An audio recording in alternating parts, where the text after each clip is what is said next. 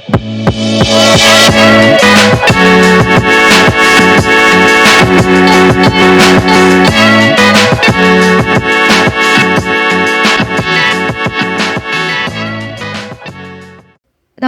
എല്ലാവർക്കും PSC പ്രോയിലേക്ക് സ്വാഗതം. ഇന്ന് നമ്മൾ ഡിസ്കസ് ചെയ്യുന്നത് LDC LGS special previous year question പേപ്പറാണ്. ചാനൽ ആദ്യമായിട്ട് കാണുന്നവരാണെങ്കിൽ സബ്സ്ക്രൈബ് ചെയ്യാൻ മറക്കരുത്. നമുക്ക് ഇന്നത്തെ ചോദ്യങ്ങൾ ഏതൊക്കെയാണെന്ന് നോക്കാം. ഒന്നാമത്തെ ചോദ്യം, ജോർജ് ഓണക്കൂർ എഴുതിയ ഏതു കൃതിക്കാണ് 2021 കേന്ദ്ര സാഹിത്യ അക്കാദമി അവാർഡ് ലഭിച്ചത്? ജോർജ് ഓണക്കൂർ എഴുതിയ ഏത് കൃതിക്കാണ് 2021 കേന്ദ്ര സാഹിത്യ അക്കാദമി അവാർഡ് ലഭിച്ചത്?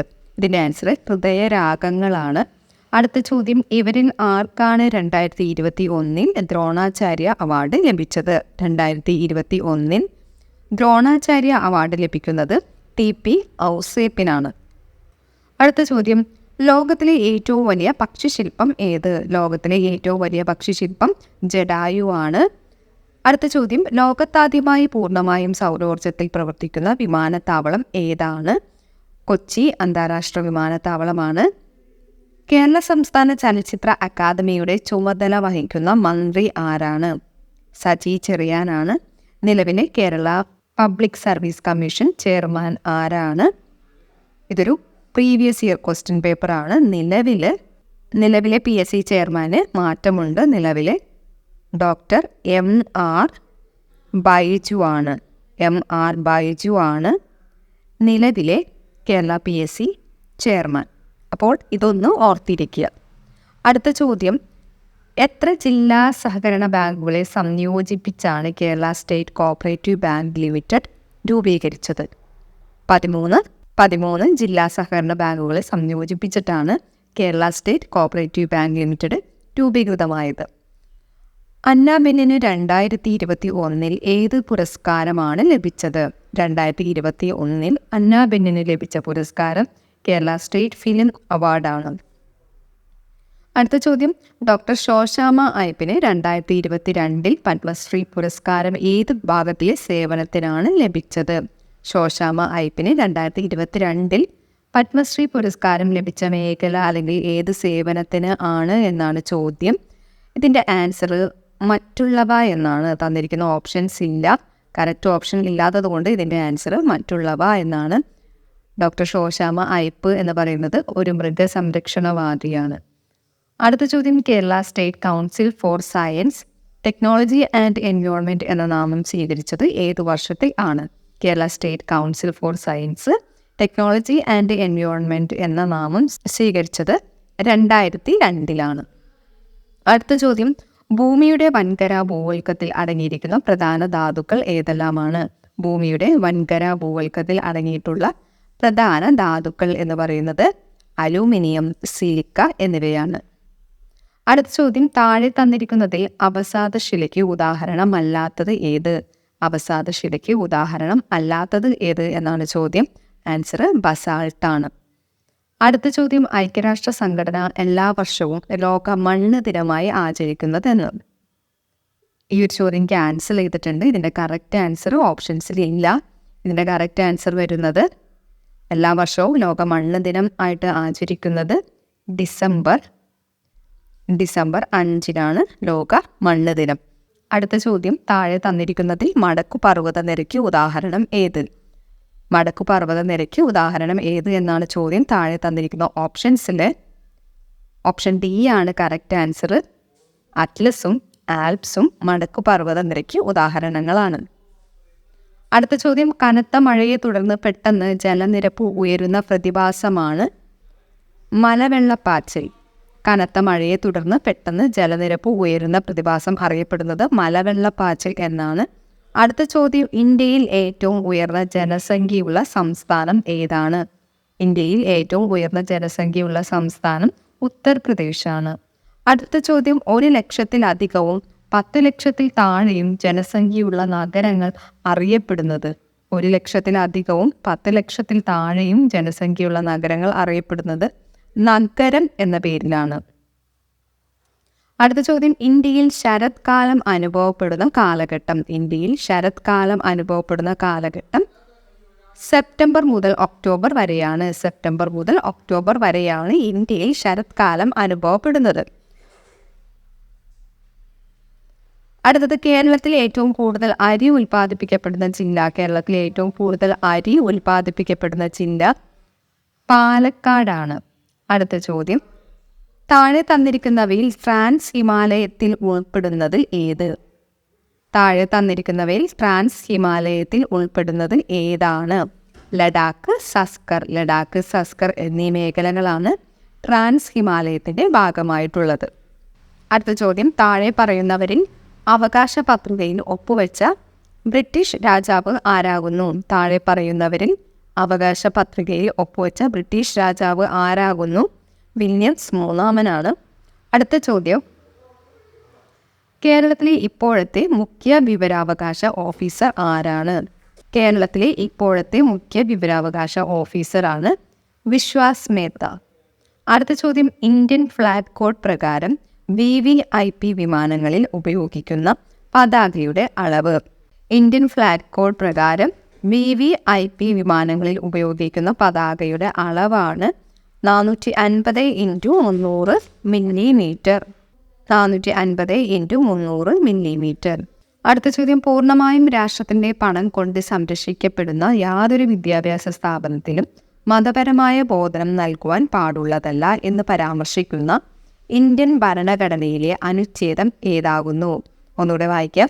പൂർണ്ണമായും രാഷ്ട്രത്തിൻ്റെ പണം കൊണ്ട് സംരക്ഷിക്കപ്പെടുന്ന യാതൊരു വിദ്യാഭ്യാസ സ്ഥാപനത്തിലും മതപരമായ ബോധനം നൽകുവാൻ പാടുള്ളതല്ല എന്ന് പരാമർശിക്കുന്ന ഇന്ത്യൻ ഭരണഘടനയിലെ അനുച്ഛേദം ഏതാകുന്നു എന്നാണ് ചോദ്യം.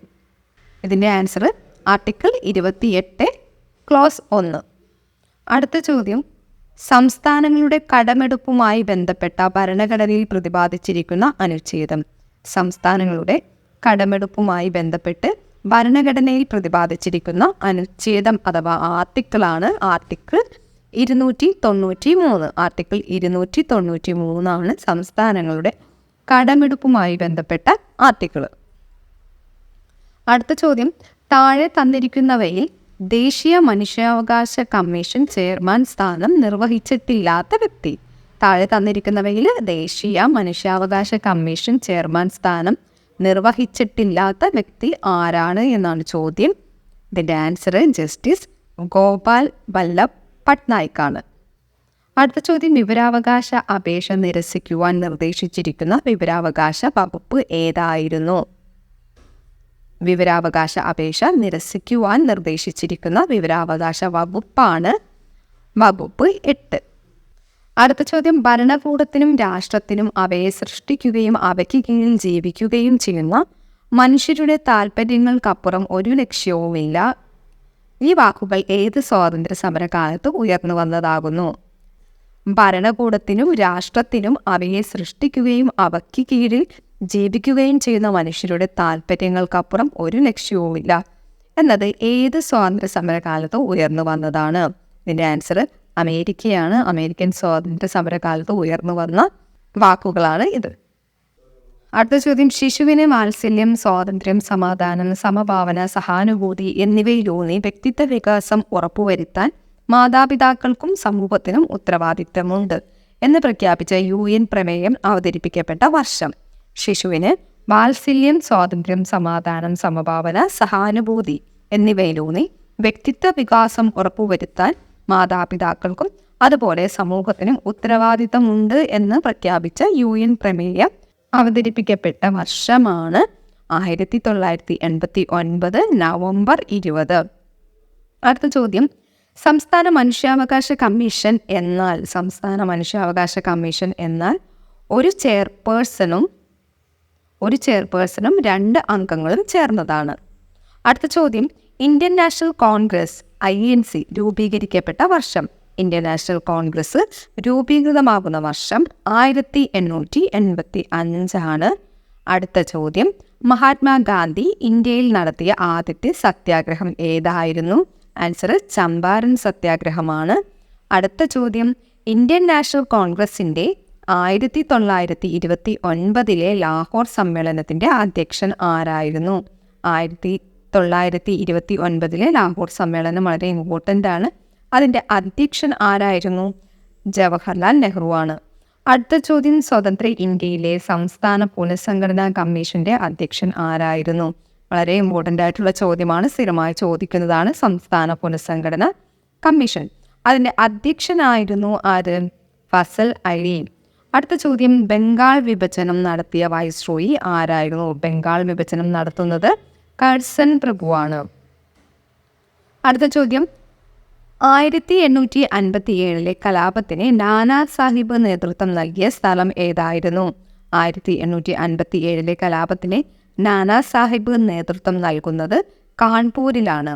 അടുത്ത ചോദ്യം, ഇന്ത്യൻ നാഷണൽ ആർമിയുടെ വനിതാ വിഭാഗത്തിന്റെ പേരെന്തായിരുന്നു? ഇന്ത്യൻ നാഷണൽ ആർമിയുടെ വനിതാ വിഭാഗത്തിന്റെ പേരെന്തായിരുന്നു? റാണി ഝാൻസി റെജിമെന്റ് എന്നാണ് ഇന്ത്യൻ നാഷണൽ ആർമിയുടെ വനിതാ വിഭാഗത്തിന്റെ പേര്. അടുത്ത ചോദ്യം, സന്താൾ കലാപം നടന്ന പ്രദേശം ഏതായിരുന്നു? സന്താൾ കലാപം നടന്ന പ്രദേശം ഏതായിരുന്നു? ആൻസർ രാജ്മഹൽ കുന്നുകൾ. രാജ്മഹൽ കുന്നുകളാണ് സന്താൾ കലാപം നടന്ന പ്രദേശം. അടുത്ത ചോദ്യം, ചുവടെ തന്നിട്ടുള്ളത് ബാലഗംഗാധര തിലകൻ ആരംഭിച്ച പത്രം ഏതായിരുന്നു? ബാലഗംഗാധര തിലകന്റെ പത്രം ഏതായിരുന്നു? ഇതിൻ്റെ ആൻസർ മറാത്തയാണ്. മറാത്ത കേസരി എന്നിവ അദ്ദേഹത്തിൻ്റെ പ്രസിദ്ധീകരണങ്ങളാണ്. അടുത്ത ചോദ്യം, സ്വതന്ത്ര ഇന്ത്യ ബൊക്കാറോയിൽ സ്ഥാപിച്ച ഇരുമ്പുരുക്ക് വ്യവസായശാലയ്ക്ക് സഹായം നൽകിയ വിദേശ രാഷ്ട്രം ഏതായിരുന്നു? ബൊക്കാറോ ഇരുമ്പുരുക്ക് വ്യവസായശാലയ്ക്ക് സഹായം ലഭിച്ചത് ഏത് രാജ്യത്തു നിന്നായിരുന്നു? ഇതിൻ്റെ ആൻസർ സോവിയറ്റ് യൂണിയൻ ആണ്. അടുത്ത ചോദ്യം, സൈലന്റ് വാലി. സൈലന്റ് വാലി സ്ഥിതി ചെയ്യുന്ന ജില്ല ഏത്?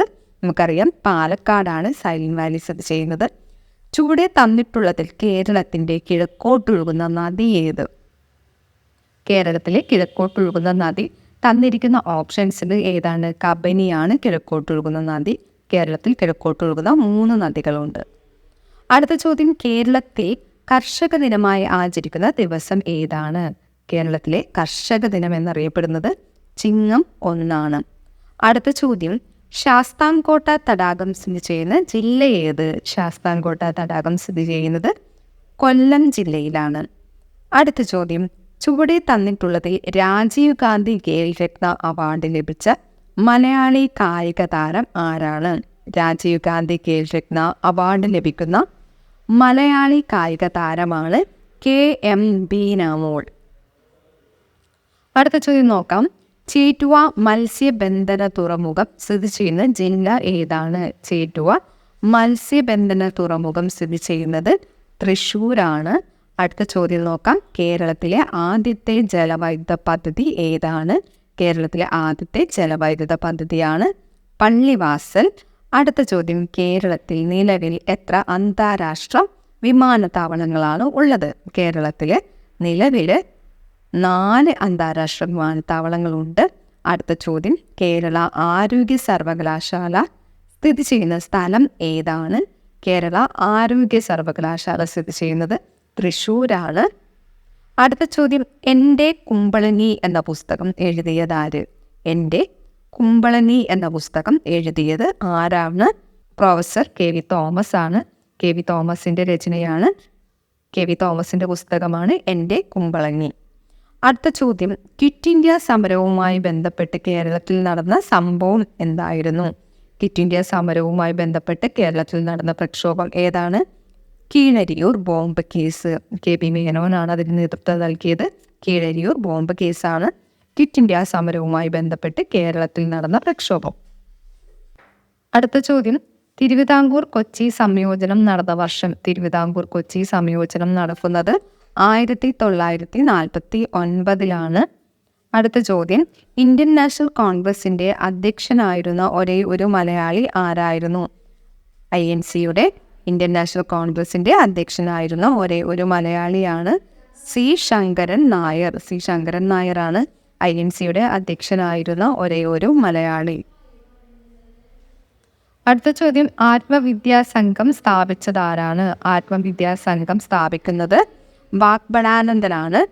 വിദ്യ കൊണ്ട് പ്രബുദ്ധരാവുക, സംഘടന കൊണ്ട് ശക്തരാവുക എന്ന് ഉദ്ബോധിപ്പിച്ചതാരാണ്? വിദ്യ കൊണ്ട് പ്രബുദ്ധരാകുക, സംഘടന കൊണ്ട് ശക്തരാകുക എന്നത് ശ്രീനാരായണ ഗുരുവിൻ്റെ പ്രശസ്തമായ വാക്കുകളാണ്. അടുത്ത ചോദ്യം, ചുവടെ തന്നിട്ടുള്ളതിൽ ചട്ടമ്പി സ്വാമികൾ രചിച്ച ഗ്രന്ഥമേത്? ചട്ടമ്പി സ്വാമികളുടെ ഗ്രന്ഥം താഴെ തന്നിരിക്കുന്നതിൽ പ്രാചീന മലയാളമാണ്. പ്രാചീന മലയാളം ചട്ടമ്പി സ്വാമികളുടെ വളരെ പ്രസിദ്ധമായ ഒരു കൃതിയാണ്. അടുത്ത ചോദ്യം, ആധുനിക കാലത്തെ അത്ഭുതം എന്ന് മഹാത്മാഗാന്ധി വിശേഷിപ്പിച്ച സംഭവം ഏതാണ്? ആധുനിക കാലത്തെ മഹാത്ഭുതം അല്ലെങ്കിൽ ആധുനിക കാലത്തെ അത്ഭുതം എന്ന് ഗാന്ധിജി വിശേഷിപ്പിച്ചത് ക്ഷേത്രപ്രവേശന വിളംബരത്തെയാണ്. അടുത്ത ചോദ്യം, പ്രത്യക്ഷ രക്ഷാ ദൈവസഭ സ്ഥാപിച്ചതാര്? പ്രത്യക്ഷ രക്ഷാ ദൈവസഭ സ്ഥാപിക്കുന്നത് കുമാര ഗുരുദേവനാണ്.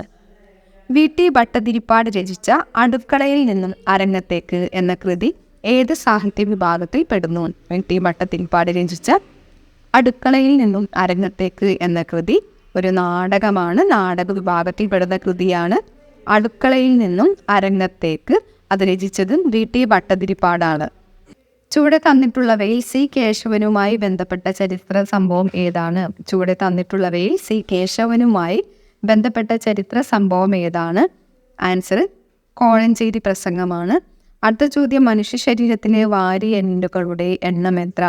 മനുഷ്യ ശരീരത്തിലെ വാരിയെല്ലുകളുടെ എണ്ണം 24 മനുഷ്യ ശരീരത്തിൽ യൂറിയ നിർമ്മിക്കപ്പെടുന്ന അവയവം ഏതാണ്? മനുഷ്യ ശരീരത്തിൽ യൂറിയ നിർമ്മിക്കപ്പെടുന്ന അവയവം ഏതാണ്? കരളാണ് അതിൻ്റെ ആൻസർ. അടുത്ത ചോദ്യം, കാൽസ്യത്തിൻ്റെ അപര്യാപ്തത ശരീരത്തിൻ്റെ ഏതെല്ലാം പ്രവർത്തനങ്ങളെ ബാധിക്കുന്നു?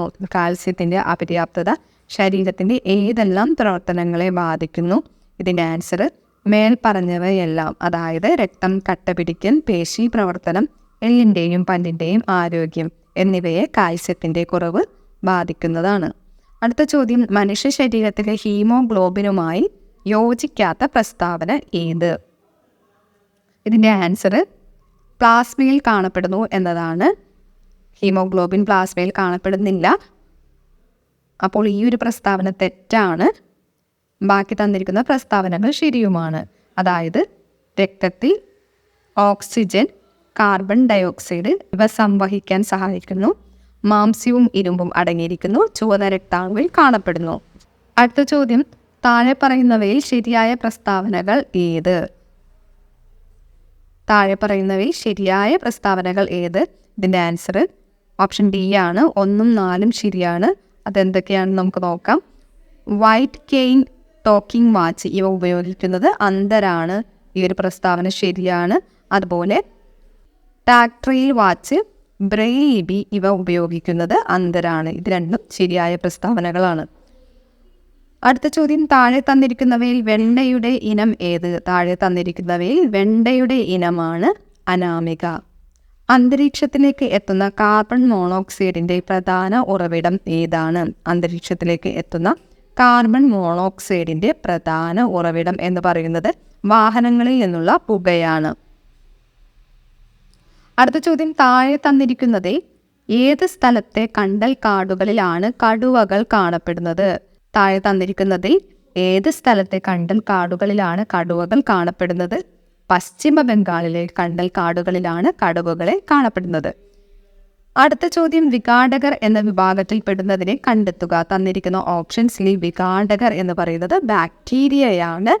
അടുത്ത ചോദ്യം, ലോകത്ത് ഏറ്റവും അധികം ചണം ഉൽപ്പാദിപ്പിക്കുന്ന രാജ്യം. ലോകത്ത് ഏറ്റവും അധികം ചണം ഉൽപ്പാദിപ്പിക്കുന്ന രാജ്യം ഇന്ത്യയാണ്. അടുത്ത ചോദ്യം, ഒരേ ആറ്റോമിക നമ്പറും വ്യത്യസ്ത മാസ് നമ്പറുമുള്ള ഒരേ മൂലകത്തിൻ്റെ വ്യത്യസ്ത ആറ്റങ്ങളെ ഡാഷ് എന്ന് പറയുന്നു. ഐസോടോപ്പുകളാണ്.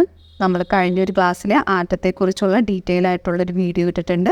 അപ്പോൾ അത് കാണാത്തവർ ആ ഒരു വീഡിയോ കാണുക. അടുത്ത ചോദ്യം, ആധുനിക പീരിയോഡിക് നിയമം ആവിഷ്കരിച്ച ശാസ്ത്രജ്ഞൻ ആര്? ആധുനിക പീരിയോഡിക് ടേബിൾ അല്ലെങ്കിൽ ആധുനിക പീരിയോഡിക് നിയമം ആവിഷ്കരിക്കുന്നത് ഹെൻറി മോസ്ലി ആണ്. അടുത്തത്, ഭൂവൽക്കത്തിൽ ഏറ്റവും കൂടുതലായി കാണപ്പെടുന്ന മൂലകം ഏത്? സ്ഥിരമായി ചോദിക്കുന്ന ചോദ്യമാണ്. ഭൂവൽക്കത്തിൽ ഏറ്റവും കൂടുതലായി കാണപ്പെടുന്ന മൂലകം ഓക്സിജൻ ആണ്. അടുത്ത ചോദ്യം, താഴെ കൊടുത്തിരിക്കുന്നവയിൽ അയണിൻ്റെ അയിര് ഏതാണ്? അയണിൻ്റെ അയിരാണ് ഹെമറ്റൈറ്റ്.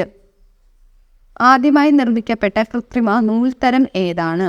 കൃത്രിമമായി നിർമ്മിക്കപ്പെട്ട ആദ്യത്തെ നൂലാണ് നൈലോൺ. അടുത്ത ചോദ്യം, ദർപ്പണത്തിൽ പതിക്കുന്ന രശ്മിയുടെ പതനകോൺ 60 ഡിഗ്രി ആണെങ്കിൽ പ്രതിപതനകോൺ എത്രയാണ്?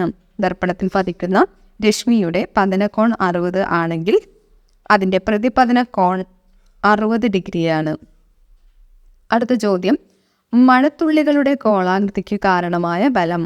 മഴത്തുള്ളികളുടെ ഗോളാകൃതിക്ക് കാരണമായ ബലമാണ് പ്രതലബലം. അടുത്ത ചോദ്യം, ശബ്ദം ഏറ്റവും വേഗത്തിൽ സഞ്ചരിക്കുന്നത് ഖരവസ്തുക്കളിലാണ്. അടുത്ത ചോദ്യം, ജലത്തിൻ്റെ സാന്ദ്രത ഏറ്റവും കൂടുതൽ എപ്പോഴാണ്? ജലത്തിന് ഏറ്റവും കൂടുതൽ സാന്ദ്രത അനുഭവപ്പെടുന്നത് 4 ഡിഗ്രി സെൽഷ്യസിലാണ്. അടുത്ത ചോദ്യം, മാസ് പകുതിയാകുകയും പ്രവേഗം ഇരട്ടിയാകുകയും ചെയ്താൽ വസ്തുവിൻ്റെ ഗതികോർജത്തിന് എന്ത് മാറ്റം സംഭവിക്കുന്നു? മാസ് പകുതിയാകുകയും പ്രവേഗം ഇരട്ടിയാകുകയും ചെയ്താൽ വസ്തുവിൻ്റെ ഗതികോർജം ഇരട്ടിയാകുന്നു. അപ്പോൾ ഇത്ര നേരം നമ്മൾ ഡിസ്കസ് ചെയ്തത് പ്രീവിയസ് ഇയേഴ്സിലെ 80 GK ക്വസ്റ്റ്യൻസ് ആണ്. അപ്പോൾ ഇത്രയും ക്വസ്റ്റ്യൻസ് എല്ലാവരും പഠിക്കുക, കിട്ടാത്തത് എഴുതി വയ്ക്കുക, അടുത്ത എക്സാമിന് പോകുമ്പോൾ നോക്കിയിട്ട് പോവുക. വീഡിയോസ് ഇഷ്ടമായാൽ ചാനൽ ലൈക്ക് ചെയ്യുക, സബ്സ്ക്രൈബ് ചെയ്യുക, നിങ്ങളുടെ ഫ്രണ്ട്സിന് ഷെയർ ചെയ്ത് കൊടുക്കുക. അടുത്തൊരു വീഡിയോ ആയിട്ട് നമുക്ക് അടുത്ത ക്ലാസ്സിൽ കാണാം. Thanks for watching.